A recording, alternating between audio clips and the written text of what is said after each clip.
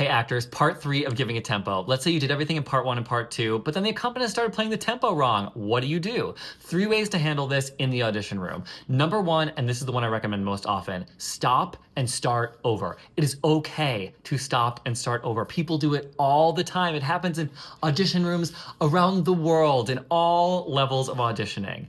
It is a good chance to demonstrate that you are a professional, that you are a colleague, that you know how to talk to the accompanist, you know how to be polite, you know how to sort of take it on the chin and keep it light and tight.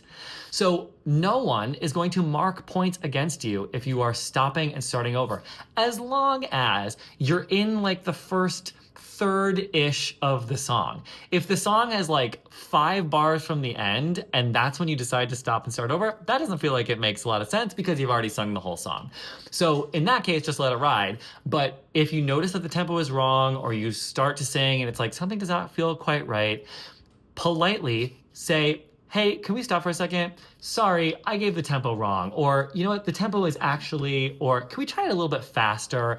And then you're going to tap and sing it again. You're going to actually set up exactly what you want. It's a great chance to demonstrate what you would do in the rehearsal room and how you talk to other professionals. Now, the good news is that if you took my advice in part 1 and originally set the song up with the accompanist in a way that every single person in the room could hear you, then we're gonna know that it was the accompanist's fault and not yours. But either way, no one will hold it against you if you stop and start over.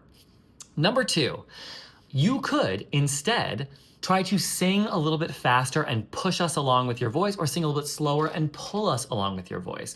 Our job as accompanists is to be listening as closely as possible, to be hyper fixated on what you are doing and adjusting our performance as necessary.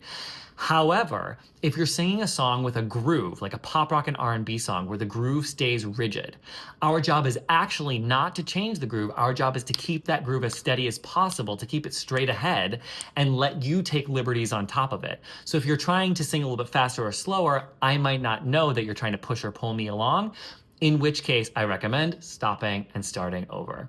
Number 3, and this one is a real take it with a grain of salt, only use it sparingly, only when it makes sense. You could just roll with the new tempo. If you can hang with that tempo, if you've asked the accompanist to do something jazzy or it's a jazz piece and we're trying to like show our musical reciprocal conversation, it might make sense to just keep on keeping on with it and try this new vibe and go with this new vibe. However, in more instances than not, it makes sense to stop and start over. Please let me know how the tempo setting is going in the comments and break a leg.